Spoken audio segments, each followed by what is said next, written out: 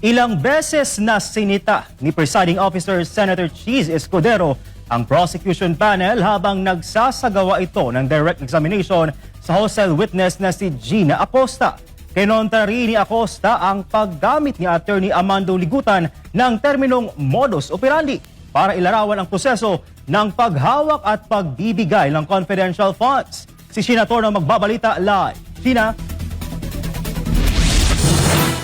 Prince nanindigan ang hostile witness na si Gina Acosta na walang ninakaw si Vice President Sara Duterte ni isang sentimo sa confidential funds ng Office of the Vice President. Gayon din si Colonel Lachica na namahala at nagpatupad nito.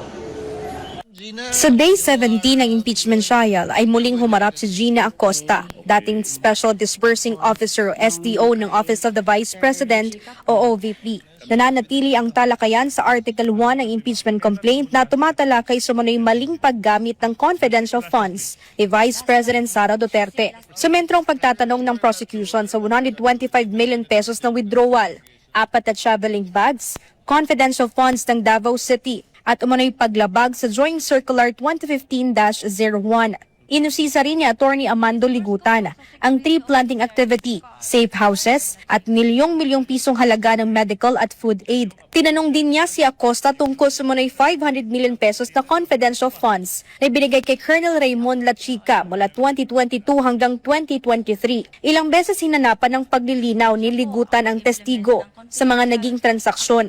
Pero nanindigan si Acosta na dokumentado ang mga operasyon at nasunod ang proseso sa paghawak ng confidential funds.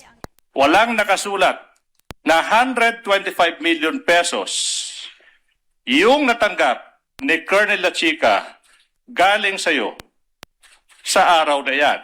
Naa, Your Honor. Sa list of expenditures. Naa, Your Honor. Okay, Meron po, Your Honor. Kasi ang nakalagay po sa object of expenditures, ito po yung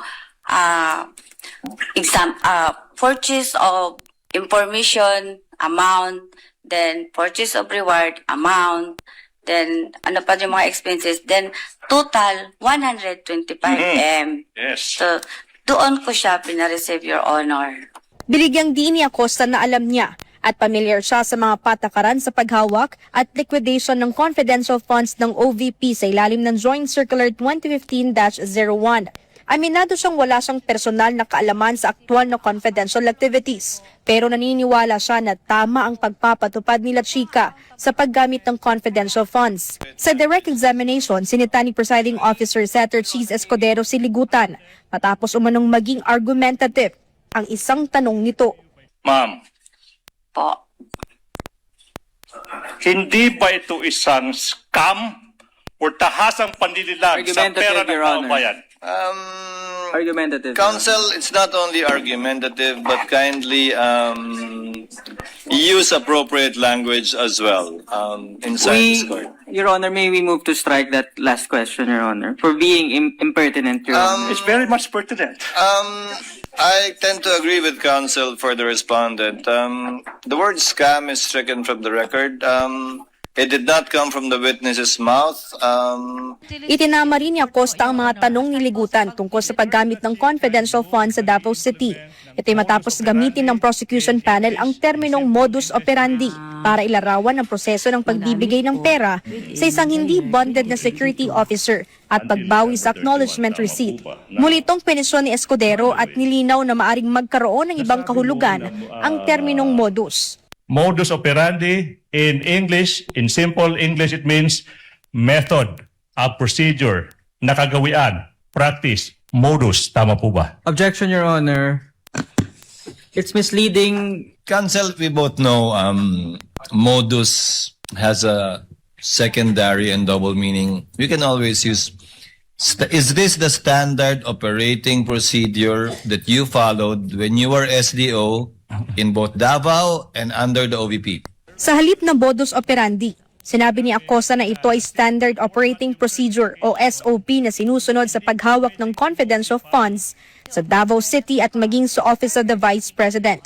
Ayon pa kay Acosta, nakatuon ang kanyang papel bilang SDO sa disbursement, documentation, verification at liquidation, habang ang aktwal na pagpapatupad ng confidential activities ay nasa security officer. Samantala, naglabas din ang prosecution panel ng mga panibagong pangalan na umunay nakatanggap ng confidential funds mula sa Office of the Vice President. Kabilang dito sina Antonio Pagong, Timon Andrew Pusa, Don Piang, May Pamana, Shane Ngitngit at Suniso Belat. Noon nang ipiniliwanag ng mga eksperto sa intelligence service na bahagi ng SOP ang paggamit ng alias ng ilang intelligence personnel. Layunin nitong maprotektahan ang pagkakakilanlan ng mga taong nagbibigay o kumukuha ng impormasyon para sa pamahalaan at mapangalagaan ang national security. Si Colonel Lachica, isang active AFP officer ang nagpatupad ng confidential funds ng OVP.